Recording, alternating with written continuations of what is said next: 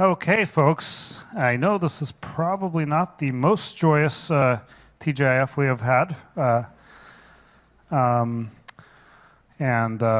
Let's face it, most people here are pretty upset and pretty sad because of the election. But there's another group, small group, that we should also think about, who are very excited about the legalization of pot. I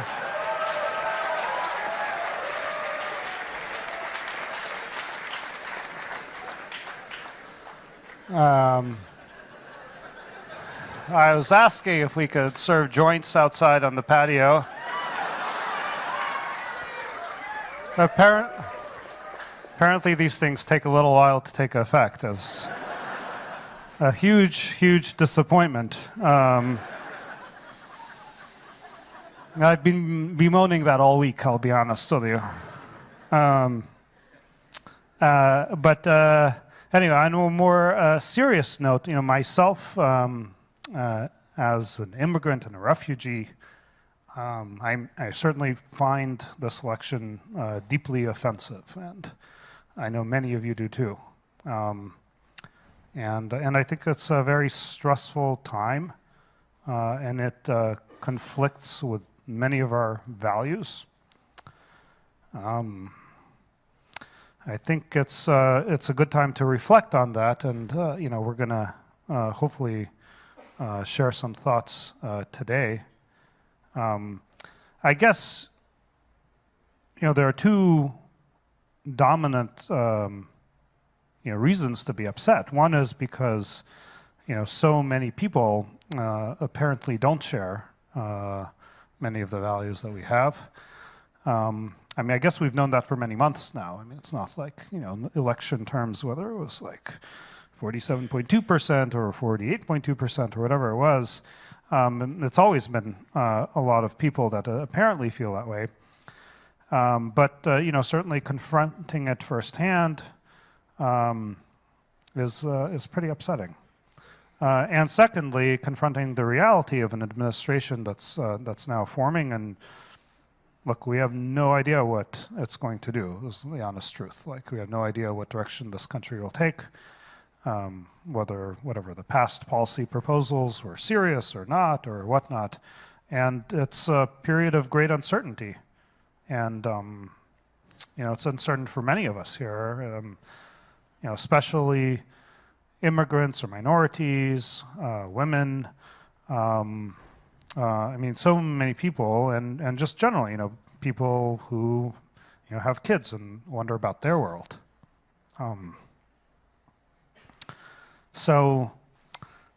don't have great answers for you up here today, but I think it's important that we chat about it and are thoughtful about it in the coming months. And with that, Sundar.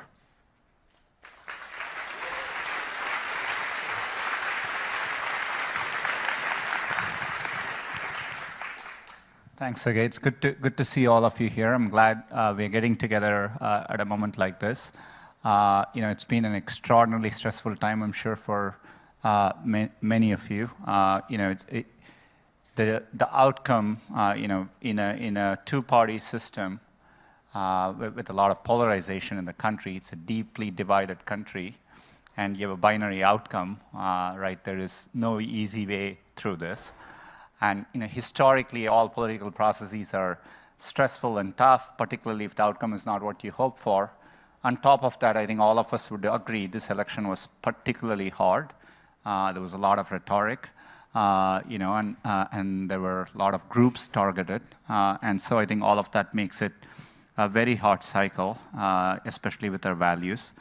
But I hope, a couple things I would say is, it's important to remember, we are in a democratic system, and it's heartening to see actually a transition happen properly.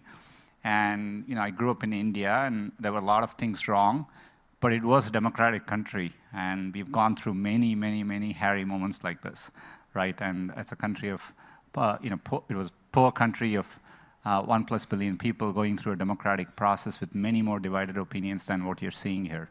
And I've seen over time, have faith in it. It tends to work out. There are many, many scary moments when it looks like the wheels are coming off. But it tends to make through okay, and it seems to be better than any other system out there. So I think we should keep that in mind. I think it's a good moment of reflection, introspection, and listening to each other too. I think part of the reason the outcome ended up the way it is people don't feel heard across both sides. And I think it's important to reach out and talk to each other. There is a lot of fear within Google. I've gotten a lot of emails, to my note back. And I would tell most Googlers there are people who are very afraid. And Sergey pointed out the, many groups, women, blacks, people who are afraid based on religion, people who are afraid because they are not sure of their status, the LGBTQ community, and I can go on. There is a lot of fear, and so I think it's important to reach out, be aware of that fear. I would be sensitive and try and talk and have conversations to the extent possible. We are so deeply committed to our values. Sergey mentioned at the start, nothing will change. I think we'll stand up always for the values we believe in. And especially, I think, in a society, you stand up for people who are minorities. And that's what defines a society. And we'll continue to do that.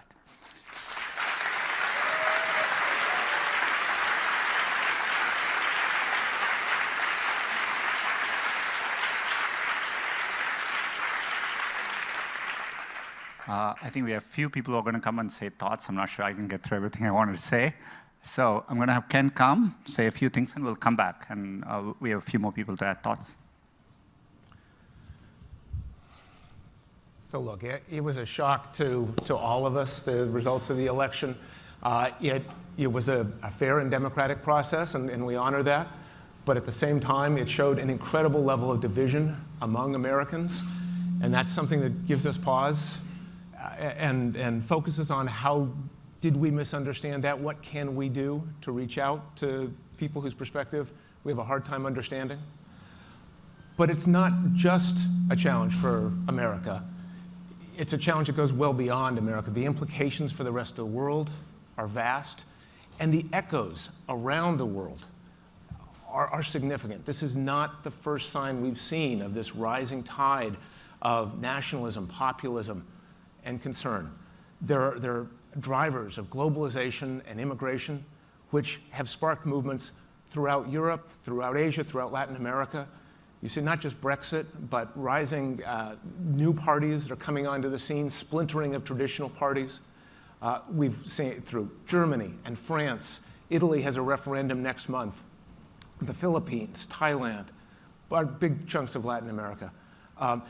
We're trying to figure out what our right next steps are in that, but we recognize that globalization and the internet have been an incredible force for change. They have brought hundreds of millions of people out of extreme poverty around the world. Incredible force for good. But all politics is local, goes the old phrase. And if you're in Pennsylvania or Birmingham, you may not care that somebody in Delhi is getting a new job or that somebody in Jakarta is getting better health care. You care about what's happened to you and your family. And you're seeing this sense of stagnation, that you're not better off than your parents, and you're afraid that your kids might not be better off than you are. And what's the path forward? And the forces out there seem well beyond you. Globalization, immigration, trade, whatever else. And you're afraid, and you're trying to look for answers. And that fear, I think, not just in the United States, but around the world, is what's fueling concerns, xenophobia, hatred, and a desire for answers that may or may not be there. It's feeling a distrust of experts and disregard of traditional institutions. And we're trying to figure out, how do we respond to that? What are the next steps for us before the world comes into this environment of tribalism that's self-destructive on the long term? There are cycles of these things that often can last 5, 10 years before people feel as though that they've had a chance to vent that anger. And yet, we do think that history is on our side in a profound and an important way. Martin Luther King made famous a line that the moral arc of history is long, but it bends toward justice. I would say that the moral arc of history is long, but it bends toward progress. And out of progress comes rising living standards and better health care, and ultimately the ability to transcend those forces of tribalism and, yes, reach toward justice. So for 500 years, technology and trade has raised living standards around the world, and I think there's every sign that we'll continue to do that. That as we help that change come to pass, while it may be that the internet and globalization were part of the cause of this problem, we are also fundamentally an essential part of the solution to this problem. Prime Minister Matteo Renzi in Italy talks about two worlds, the world of the wall and the world of the square. The world of the wall, the world of the fortress, the world of the silo, isolation and defensiveness. And the world of the square, the piazza, the agora, the marketplace, where people come together into a community and enrich each other's lives. The tools that we build help people come into the world of the square. You saw the video about Missouri Star Quilt, changing the fortunes of not just a family, not just a community, the entire village was made better by the tools that we make every day. We help people come together, build together, cooperate, communicate. Google is a trusted source of information for people around the world. That's incredibly valuable at times like this. To make that happen, to figure out how we're going to navigate not only continuing to make transformative products and making the world a better place, and yeah, I'll say it even though they mock Silicon Valley for believing it, we need to be able to work together. We need to have each other's back. We need to stand together in a time that's going to be incredibly difficult as we advocate for our values and we see what not only the US administration, but other administrations around the world take shape, how they take shape over the next few years. I would say, please, understand each other, trust in the rule of law, and let me turn it over to first Ruth and then Eileen to talk about how we internally can continue that work of building bridges and working together.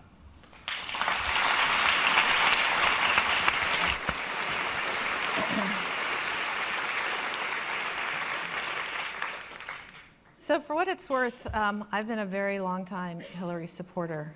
But as Kent said, the most important thing is I very much respect the outcome of the democratic process, and who any one of us voted for is really not the point, because the values that are held dear at this company transcend politics, because we're going to constantly fight to preserve them.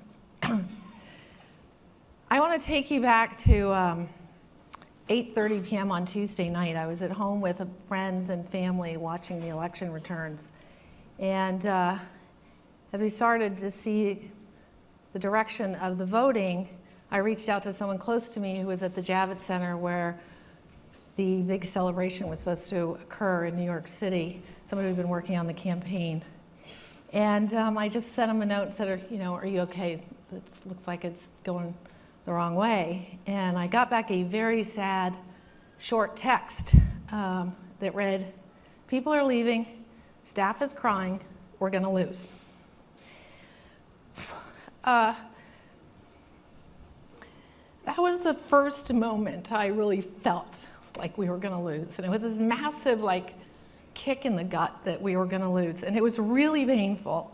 And the thing that hit me, and I've talked about it here before, was like Sergey, my father was a refugee and we moved to this country. And as a child, what I was always told is he fought hard, worked hard to get my sister and brother and I to this country because he wanted us to grow up in a place unlike what he had, a place where you would never be discriminated against based on who you were, the color of your skin, your religion, your beliefs. And that's the thing that kept going through my head on Tuesday.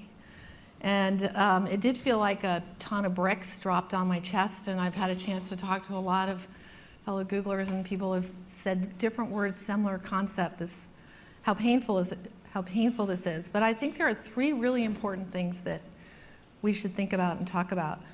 First, throughout the campaign, Hillary said, we are a great country because we are a good country. And I firmly believe that. We are a good country. Second, one of the things that really struck me in her concession speech the next morning is she said, please never stop believing that fighting for what's right is worth it. And that is critical. We all have an obligation to fight for what's right and to never stop fighting for what's right. And that's one of the many things that I think makes this company so beautiful. Our values are strong, we will fight to protect them, and we will use the great strength and resources and reach we have to continue to advance really important values. And the third message that's super important is the message from the election that a lot of people clearly felt disenfranchised, left out. We talk a lot about rising inequality, but how corrosive rising inequality is the other really important message from this. And on that, we similarly have a very important role to play, as do many others. So I think the main thing I just wanted to say is give yourself time and space to deal with whatever you're going through. Healing is a process, it does take time. But one thing that makes Alphabet and Google so special is this term I heard, I'd never heard it before I got here, which is this is a place where you can bring your whole self to work. And we want everybody, wherever you were on the political spectrum, whatever it is, it's about respect for one another and continuing to ensure that we do that and making this a safe place where it's super clear everyone can bring their whole self to work and be respected. So showing kindness to everyone around you is the most important thing. I feel super blessed to have had the opportunity to be a part of this community, and especially at times like now. So yesterday, Eileen and I had a town hall for some of our orgs, and I suggested that what we all need right now is a hug. So everybody, if you could turn around or go to the person next to you and do a hug. It works.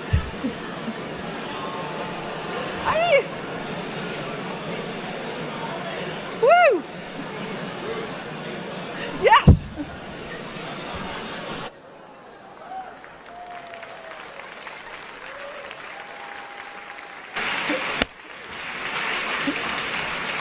Thank you. And with that, I'm going to turn it over to Eileen.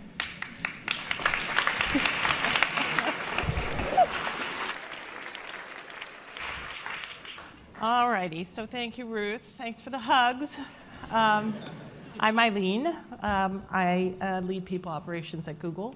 I've been participating in TGIFs for about 10 years from remote offices in New York and London. And I kind of always imagine my first time up here and people ought to be good news around Google Geist or something, but here we are. And you know, we talk a lot, and we all know it. We talk a lot about what it is to be googly, and I've seen so many instances and examples of googliness in the last two days. The hug is one. I've seen open and heartfelt communications. I've seen people feel safe sharing their thoughts, their dreams, their fears. I've seen Googlers show up for each other, spontaneous groups of employee resource groups holding sessions, sharing notes, sharing resources, tips for how to get through hard times. I've seen gratitude, and I've seen a lot of kindness these last few days. So let's try to internalize the kindness and keep it with us.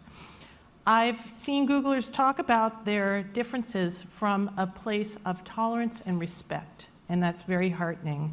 And I've seen us try to intellectualize and understand the election result, much as Googlers earlier this year when I was in London tried to understand the vote of the British people to exit the European Union. And just like with Brexit, I'm seeing Googlers who are full of fear. They're full of fear about the future. They're full of fear about what the uncertainty means for them and their families. And so since I'm in People Ops, a lot of the questions I'm getting are how the Trump presidency might impact things like benefits and visas and jobs. So there's a tremendous amount we don't know. I would just advise us all to be calm. You know, there's a GCOM place that you can go to and just take a breath. It's obviously too soon to tell what the longer-term implications of the election will be, but we're watching closely. And in the meantime, I thought I'd address 3 or 4 of the topics that we're hearing the most about. And first and foremost is immigration. We have nearly 10,000 Googlers in the US on visas. Very understandably, those of you who are working here, who have families here, or in the process of renewing or getting visas are probably very concerned. So here's what we know. There is, for the time being, and absent any policy recommendation from the Obama administration, there's no change, right? Google should not expect to be hassled entering the border. There should be no change in your status. We also know that the nature of the US immigration system is such that it makes, and there are legal limitations, it makes any immediate changes after January's inauguration of the new administration highly unlikely. But we, of course, will keep a close watch on this. Our policy office in DC is all over it, and we will keep you informed, but we will keep Googlers' interests at heart, and we will, of course, fight to retain all the visas and then some, because we keep adding to this. On the other hand, it's heartening also to know Google has operations in more than 50 countries. And at Google, because our people come first, we've worked really hard to find you, to help you grow. We're going to keep you. We're going to keep you here, I hope. But we have also taken a position for the past 10 years with the US government to fix what is a very broken immigration system in this country, and we are going to continue to take that fight forward. So nothing should be changing there in the near term that we can see. The second question is around internal mobility. Can I move to Canada?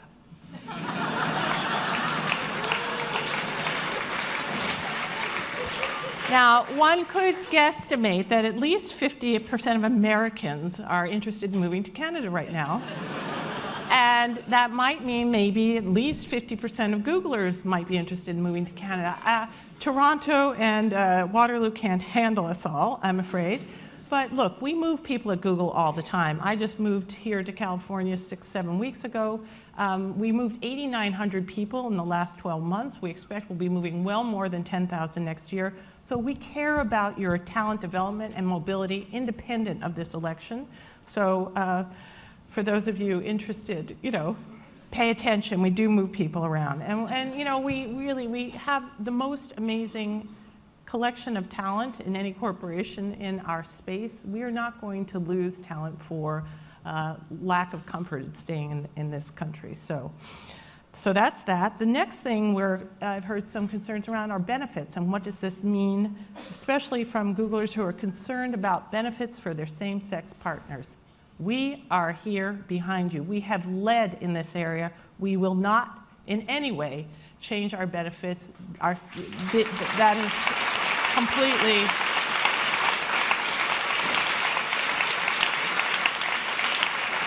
and we're very proud to take a very public stand on that issue. So nothing else changes there. And then finally on diversity and inclusion, I think it's fairly obvious that Google leans largely liberal and democratic, but I do want to be clear that diversity also means diversity of opinion and political persuasion, and we value and welcome perspectives from all sides of the political spectrum. So I have heard from some conservative Googlers lately in the past 2 days that they haven't felt entirely comfortable revealing who they are when these conversations come up at work. And so I believe we need to do better. We need to be tolerant, inclusive, try to understand each other in this area. And just to emphasize what Sundar said in opening, and Sergey as well, the very core values of civility, inclusion, respect are what have always guided us and will continue to do so. So I know you have a lot of questions. We're going to take them up here. We're also going to have some food and drinks on Charlie's patio for Googlers who are here in Mountain View. I know there are large groups, probably Ann Arbor, Chicago, many offices, New York, probably live tuned in, so hope you have something to drink. Water helps, you don't always have to add from one problem and start a whole other one. But anyway, with that, I think we'll take your questions.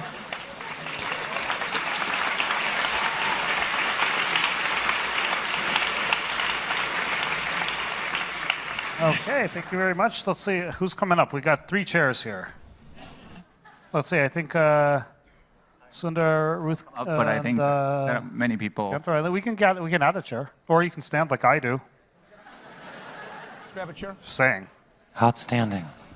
And It's a good one. It's good. Wow.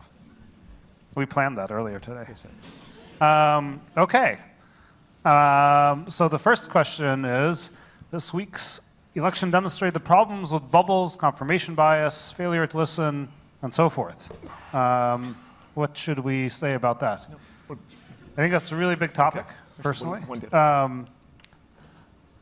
we have an answer? No. But I think there are several examples of bubbles. One thing is, we saw a whole bunch of pollsters and so forth be like really wrong. Not the pollsters themselves, I think people interpreting the polls, and including probably all those folks getting ready to celebrate at the Javits Center who I think didn't actually look at the data very carefully. So yeah, there's definitely groupthink can be a huge risk.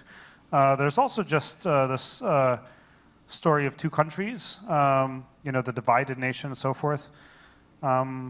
I personally happen to think that's a little bit of an exaggeration of an explanation when you actually look at all the data, but there are definitely different folks who are different walks of life and have different perspectives, and we definitely value seeing more points of view. There's also a huge issue with trolling, state-sponsored trolling, a lot of corporate motivated bias and so forth among media companies in multiple directions, mind you. So I think there's like a huge set of issues here all wrapped up in one question. I don't think we can cover it all in one go, but I think we should be more thoughtful about it. I mean, look, I think it's good. I think, it's, Sergey said it, this is a deep issue. I think over time, as we are definitely in the role, it's our core mission to help users discover information. There are many, many places where we are ranking, we are algorithmically doing stuff.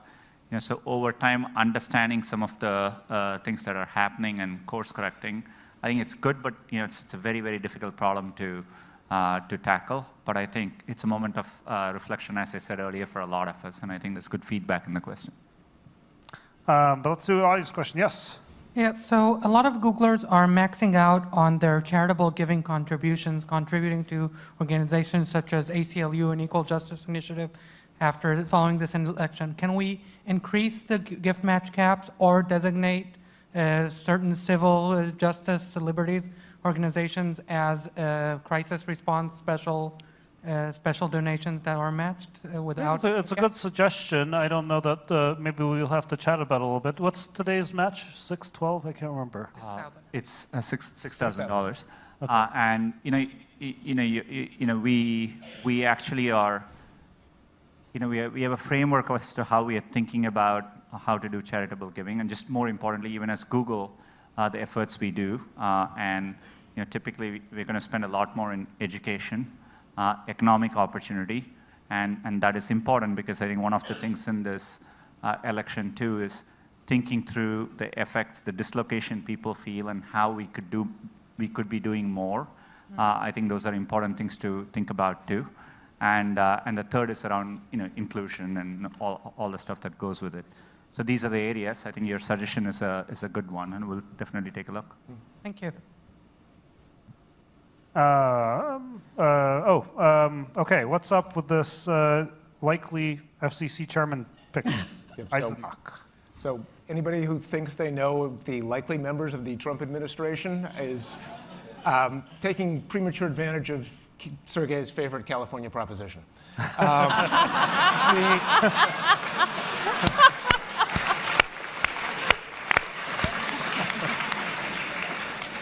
Nobody knows. Hey, Trent Kent, that's not till 2018. Yeah, exactly. Hence premature. Okay, so first off, we don't know. A lot of possibilities, a lot of names being floated. The Trump campaign did not have the same sort of detailed transition run-up that the Clinton campaign had. So we don't even know who's doing some of the transition work in some cases. If it were somebody like Jeffrey Eisner, this is somebody who actually has been constructive on issues like surveillance reform, antitrust issues, and the like, and more challenging on other issues like net neutrality, for example. Can I add one thing here? Our DC team is thoughtfully engaging with the transition team of the new administration. I think one thing we need Googlers to understand is you are going to see communication happen, and it's important to be supportive of those conversations too. I think people are actually afraid also to interact and do those conversations. And so, but it is important that we are thoughtful, because for us to be effective, we need to be able to participate in those transition conversations as well. Absolutely, and we're working on that now. But let me say two additional things. One, there's going to be a lot of ebb and flow over these issues as we go forward. On net neutrality, we're hoping that the tradition that we've established over the last 10, maybe 20 years of no improper interference in the flow of data actually takes on a life of its own after a certain period of time. And the forces of public opinion and the like will make it harder and harder for carriers to improperly interfere in what people are able to see. But lastly, the notion of being able to go in and say, we're going to be dealing with people in different ways. We're going to have to deal with a new cast of characters. We're figuring out who those characters are and what their policies will be. So the approach will differ, the tactics will differ, but the principles stay the same. We're going to continue to be committed to a free and open internet. Doesn't change.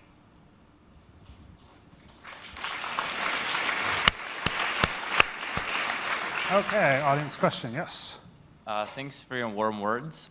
I think many others, have been watching the stock market recently, especially Google stock or Alphabet stock. So just a question, how do you guys think the election and specifically Trump's campaign proposals are going to affect Alphabet as a business?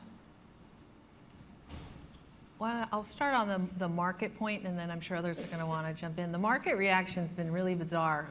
When the vote, as many people saw, at first the market was indicating down 800, and now it's up. I think one of the kind of sad realities in the market is that the bank stocks are up a lot, because banks are going to be a beneficiary. And so you'd say people who were left behind, feeling left, like they've been marginalized and looking to somebody for positive change. Well, a lot of the policies actually are very pro-bank, and because a lot of his advisors are hedge fund guys. So that's, to me, a really sad kind of quick response to what kind of policies are people expecting. But very much to Kent's point, nobody really knows, and so it could kind of be a bit of a head fake going on in the market, because people are guessing and hoping it's going to go in a certain direction.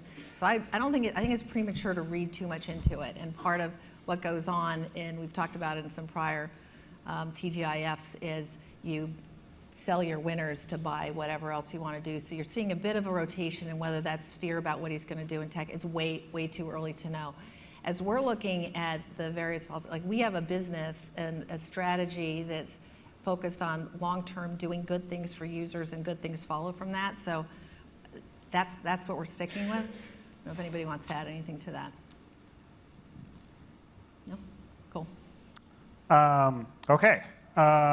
What's up with us making people rich and coastal and poor in the middle? So first of all, we do have different offices around the country, as many people know. We do have one in Chicago. We're also in Larry's home state in Michigan. We have one in Boulder. We've got one in Austin. So we are around the country, and a lot of people actually like that as one of their options, because quality of living and cost of living is different. Chicago's on the lake. It's kind of coastal. Cool. Okay, we'll go with that. There you go. So, but it's a good question, and as we constantly look at what makes sense and what would Googlers actually really like. So we'll continue looking at it. Yeah, I would. Here, I'll throw out my theory here. I think everybody's presuming that some of these folks left behind are, specifically the people who voted for Trump. I don't think the data quite supports that. I mean, I know there's the kind of geographic, roughly speaking, spread, but in fact, Hillary won the low-income vote. In fact, people under $100,000 supported Hillary, and over $100,000 supported Trump. I actually looked at the data, fairly carefully, and I think the biggest relationship was whether people had really routine jobs in an area, and that correlated highly with Trump support versus having non-routine jobs. And there's actually a lot of historical precedent for boredom being a huge factor in vote choice, and actually in building extremism. In fact, we've had a lot of work on Jigsaw on extremism that shows high correlation to simple boredom. Also, when people vote, and I know people who voted for Trump, and people who abstained, and people who voted for Johnson, and so forth, like, voting is not a rational act. As all of you know, for those of you who are in California, it's like there's just no point in voting in the presidential election in particular, because California can't possibly matter. But still go out and vote. Well, this is between us. But even in the so-called swing states, there are tens of thousands of votes apart. So there's no, like, the point of voting is different than you actually choosing the president. There are a lot of people, in fact, I've talked to the people who voted in various ways that I might not have agreed with, and like if they had to actually choose the president, they would have made a different choice. And actually with Brexit, that's also true. It's just a different emotional act. And like it feels kind of good to just like give DC a big kick when you vote. Like it feels good. Like I can kind of get that. So I don't know. I think there are a lot of reasons that people might have voted the way they did. I don't think it's all attributable to huge income disparity. Although I think income disparity is a negative trend. It's not a good thing. But I think people are being kind of quick to rush to judgment. It's a very good point. The first question was about bubbles and confirmation bias and stuff. It's a good question, except people at the end of the election are doing the same thing, right? And all of us are quick to understand, and there's a very good analysis on 538. If 1 in 100 people had switched the vote the other way, we would be having a very different electoral outcome, and people would be asking a very different set of questions saying, this is why this happened. And so you're talking about, it's a very deeply divided country, and voting in only a two-party system, when people are going through a complicated, layered decision-making process, partly rational, partly irrational, is very, very complicated. And same way, I wouldn't interpret every vote. While this campaign had a lot of rhetoric and a lot of bad things as part of the campaign, we've all been talking about it. I'm sure many of you have members, family members, co-workers, etc. Not everyone who voted on the other side actually stands for everything that is represented as part of that. And so, so we have to work our way through it. Okay, with that audience question, yes? Yeah, so with rapid technological progress, we've seen that like policy and regulation have not been able to keep pace with technological developments. And as that accelerates, we're going to see even more fundamental societal change on top of what we already have. And I have concerns that this administration is going to have a very hard time addressing that. So how do we, as a leader in tech, help make sure that policy and regulation can even potentially keep pace with technological progress and that people aren't getting left behind? Let me answer most of that, and I'll try all of it, and then others can jump in. The job of our folks in DC and around the world is to try and educate policymakers. Oftentimes that's hard, and regardless of the administration. And many times the folks haven't grown up with the same technologies we're talking about, or we're talking about technologies that no one's seen before. And we're trying to explain how they work, how they benefit people, how they'll impact economies. That work continues. You're right. I think in some cases, the next question coming up is about encryption. I think that's one where we're going to need to get in and explain the merits of our position to people who may not have heard it before or internalized it before. That's important. We'll try and move the needle as strongly as we can. The last part of your question about how we reach out to people who are feeling left behind is equally important. And a lot of the work we're doing that Sundar alluded to, not just on the charitable side of what we're doing, but also thinking about a narrative of how do we make people feel included, new forms of work, concerns about employment displacement that may come with artificial intelligence and machine learning. How do you give people not only jobs, but a sense of purpose and meaning going forward? How should society respond to that? How should employers respond to that? We're thinking about all of those things, working in a cross-functional way to make sure we have a good and convincing story to tell.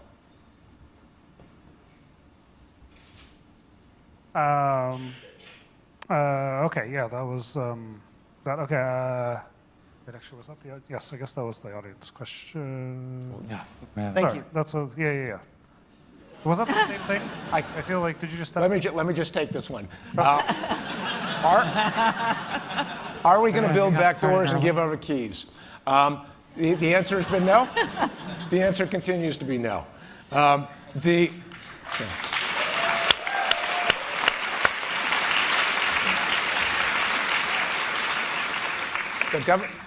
We have taken the position, alongside Apple and others, that the government, the U.S. government and governments around the world do not have the authority right now to compel us to do these things. We'll continue to take that position. We worry about the prospect of potential for regulation, both in the U.S. and around the world, in Europe and other countries that are looking at mandatory kinds of schemes that would do this.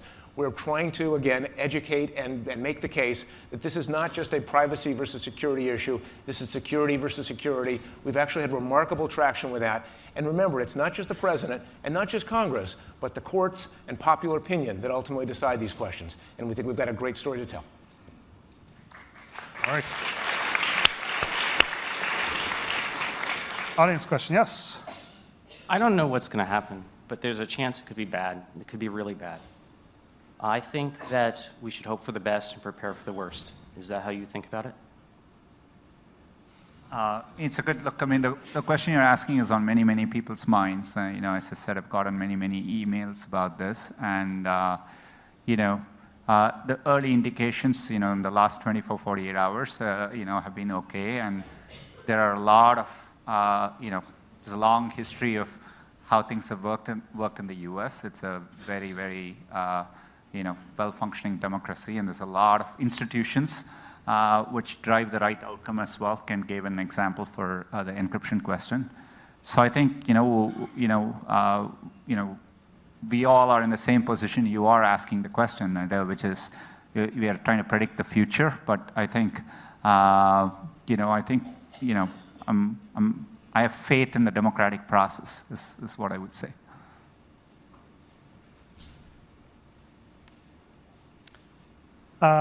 Okay. As a Muslim, I'm really worried. And what will Google do to take a public stand to defend minorities?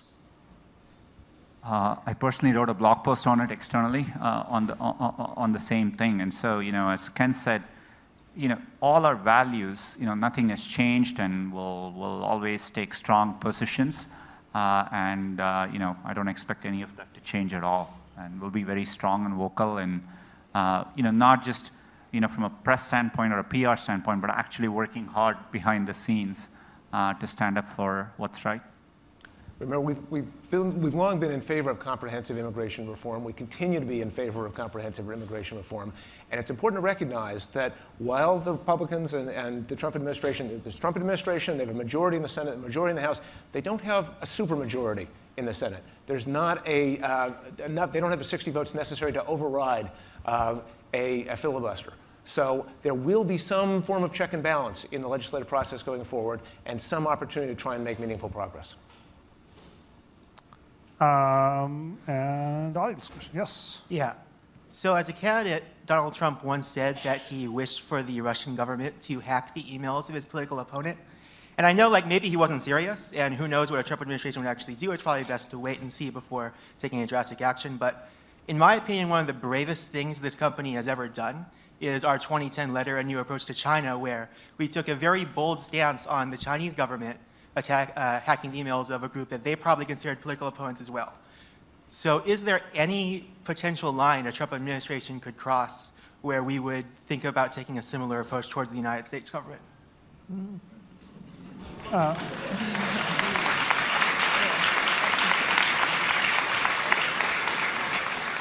I think that line was crossed a long time ago by the U.S., as we found out through the Snowden revelations. I'd say we were pretty shocked by them.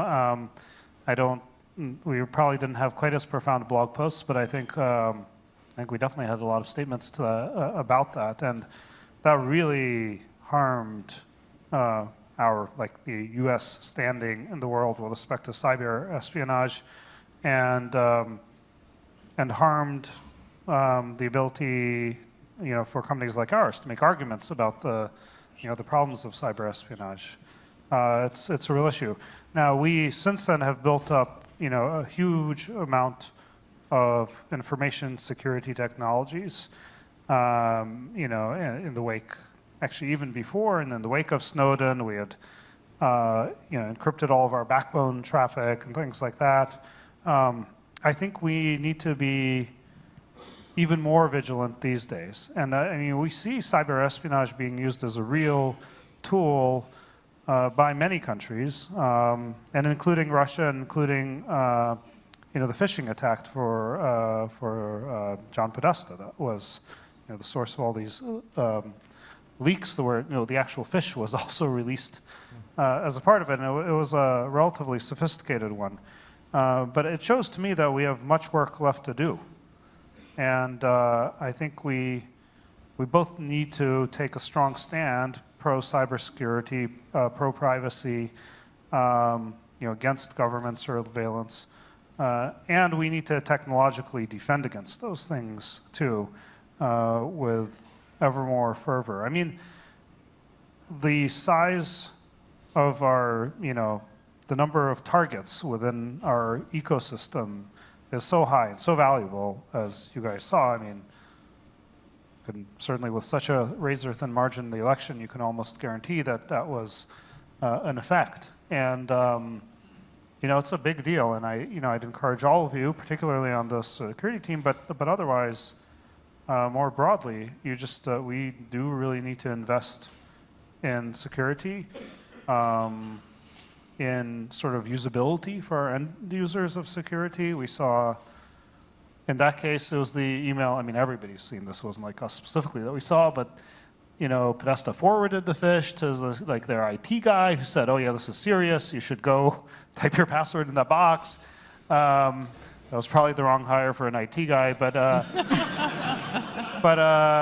look, this is like presumably professionals who are even recommending this, and we need to be on top of this. We can't. I'm making fun of it as user error, but we can't just say like, "Oh, that's user error." Like, we need to get more serious about it, and we offer two-factor, but not obviously people who really should take it don't. So we need to try harder. To be fair, I think we do send, I do think we as Google actually send emails occasionally to people asking them to click on a link and log on too. So, I think that's probably a problem. And so no, it is. Sorry, it is a problem. It is. We need to deal with the behavior in these cases, and it's a challenging thing to deal with, but we need to get better at that. Okay, there's a tax question here. What happens if the corporate tax is reduced from 35 to 15? And what about, one-time repatriation rate of 10%? So our strategy is driven by what makes sense for users and core to our mission. Tax is an output, not an input. We would like to see comprehensive tax reform. That's something that we've been advocating for quite some time. We've said we'd like to pay more tax. We get criticism for taxes, but we're following all of the rules as they are, and you just can't send in a check. And so reputationally, the question is, why don't you do more? Well, our answer, and the answer of many people who have been thinking about this, is we need comprehensive tax reform. That being said, that 15% rate that he threw out is a lot lower than what any Democrats or Republicans have previously proposed. And I frankly think it's too low, because we need revenues so we can invest in this country and do things like infrastructure spend and education and healthcare, and the list goes on. So I'd say comprehensive tax reform is good. It would be nice if it got to be a sensible level so we can do things for the people who actually need us to invest in them. But it doesn't change strategy.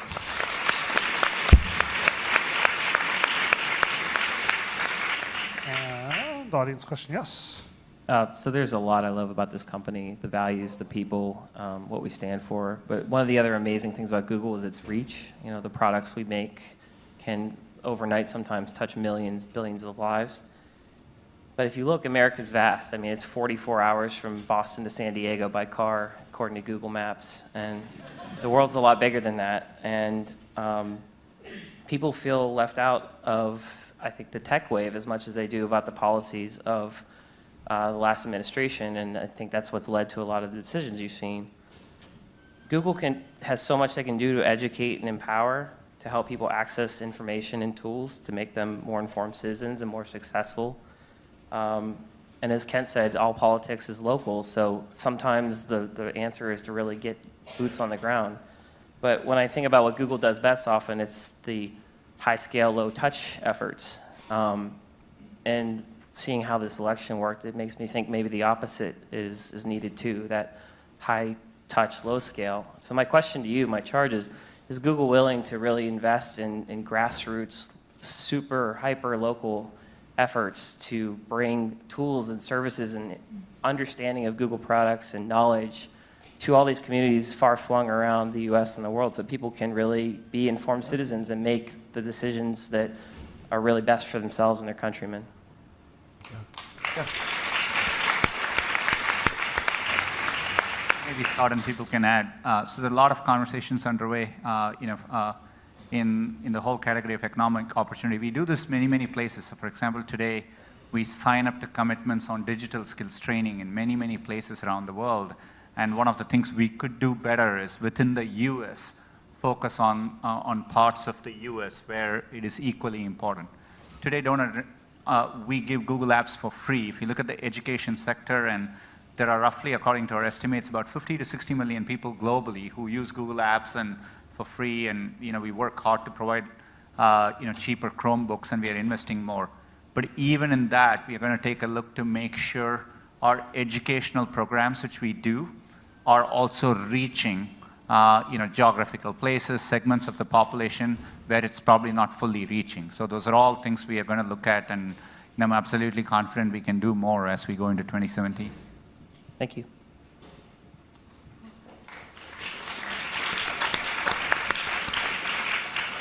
Say too, I'm an alphabet-wide. I've been working on fiber a bit, and we definitely have fiber builds going on in a wide variety of places, and those are definitely intensive things. So that's one way we're engaging, I guess. Okay. Okay. I think we talked about this extensively, but maybe we can talk a little bit more about H-1Bs. Well, the anti-immigration stance. I think in some of Mr. Trump's rhetoric, it was symbolic language used to galvanize a base. He's a businessman, purportedly, and has employed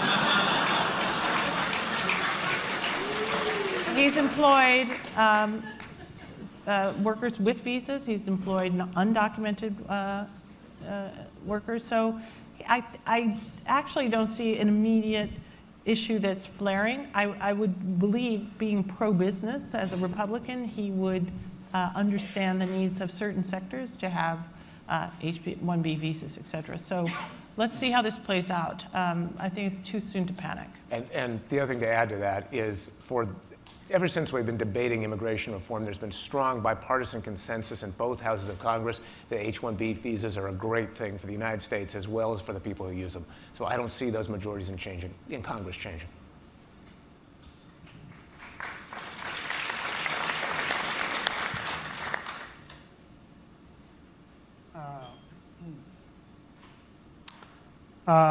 Okay, are we amplifying people's existing beliefs through our personalization algorithms? There is a lot of talk underway, and it's a particular question being asked outside of social media as well, and so obviously YouTube is a big part of it. I think I would like to see a bit more scientific and data-based and empirical work around this to understand what's happening, I'm not fully sure I fully understand what's happening there at a deeper level. But I think it's something we should think a lot about our products. As I said, we core to our goal is getting information. A bigger question I'm also worried is, I think we are getting information and improving knowledge, but I don't think it's reaching certain people at all. So there seems to be a selection bias. People who are able to acquire the knowledge, I think they have more and more better tools and better ways to do it. But I think there are people who are completely being left out too. So these are all good questions to ask and work through as we head into next year. Audience question, yes. So Google's mission is to organize the world's information and make it useful. But during this election cycle, we've seen a lot of misinformation, disinformation. We've seen a lot of fake news coming from fake news websites being shared by millions of low information voters on social media. And ultimately, there's been many, many people who've been voting, who've been acting based on completely made up information. So can Google do anything to try to filter this out, to try to do something against very organized, very intense campaigns of disinformation targeted at low information people? Look, I think our investments in machine learning and AI is a big opportunity here. There are work we have done. The Jigsaw team did around what they call conversation AI, around to look at bullying and commenting. And so a lot of this is a problem of scale and not being able to keep up. So like human systems fail in many of these things. So I think, but investing more in machine learning and AI could be one way we actually make progress on some of this stuff. But I think we should do more. And probably worth noting, it also ties into cybersecurity, because we saw a lot of cyber trolling, by like nation states cyber trolling, and basically Russia. We've seen it over time. I guess, I don't know, it was never really taken all that seriously. But all the comment boards and everything by these like faux trolls. So that's something else I think we ought to really focus on. Audience question, yes? One of the main messages I've gotten from all of you today is that this election and others like it around the world are a hiccup in history's arc towards progress. But what makes you so sure about that? I mean, is this a relatively new arc, or is this the same arc that has included 2 world wars?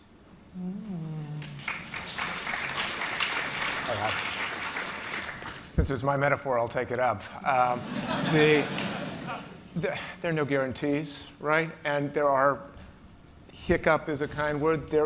History is not a linear pattern. We do everything we can to keep it moving in a good direction. If you look over the broad reach of any 20, 50, 100-year period, there's less death, life expectancy goes up, people are doing better, more prosperous. The arc does go like this exponentially in terms of standards of living around the world. Yes, it's not completely smooth. It goes up and down. And I think history teaches us that there are periods of populism, of nationalism that rise up. And that's all the reason we need to be in the arena. That's why we have to work so hard to make sure it doesn't turn into a world war or something catastrophic, but instead is a blip, is a hiccup. But I would say echo Kent's last sentence, because the reason I commented on Hillary's statement that we have to continue to believe that we can fight for that which we value, and it's all of our obligation. We can't give up. We can't be complacent. We have to know what our values are, and we have to fight for them and protect them, and that's what we're committed to doing.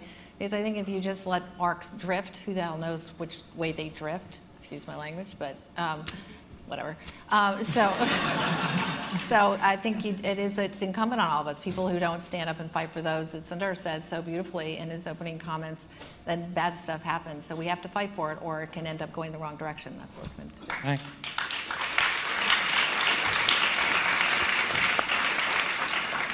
Yeah, and I think it's worth really worrying about. I think, and there's, data that suggests that boredom led to the rise of fascism and also to the communist revolution. I mean, there were many other factors too. It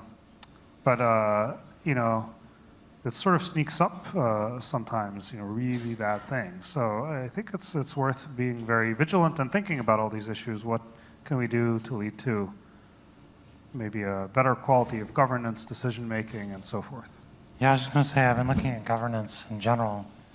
So, as the election, results came out, people were like, oh, 50% of people were unhappy. Well, I mean, a third of people were deeply angry at their national governments. And I forget, another 20-ish% are pretty darned angry. And that's actually been true for a long time. And it's been trending down.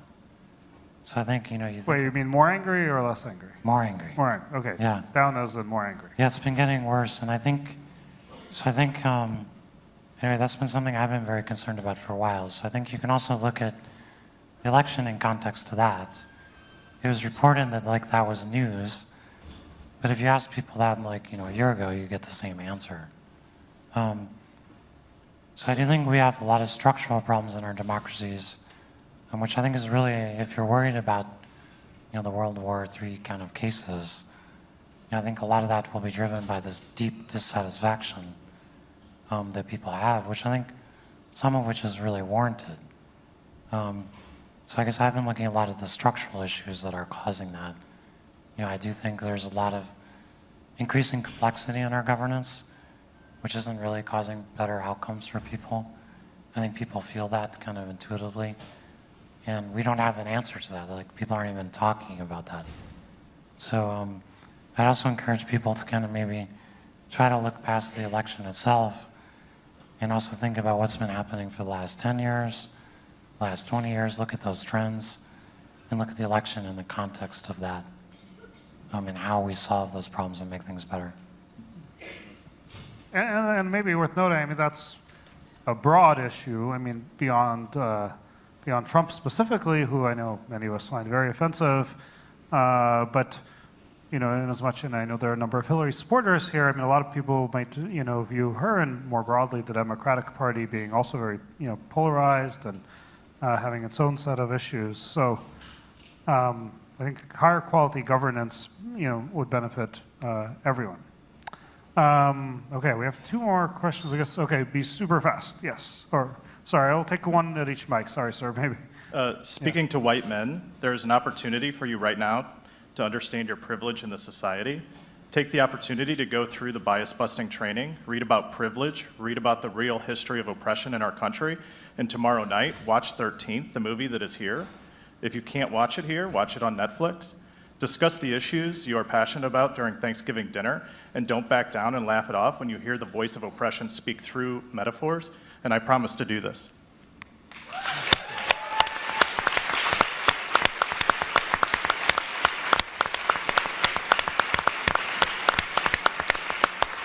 And last question, yes? Is there anything positive you see from this election result? Boy, that's a really tough one right now. No, I can tell one. Children.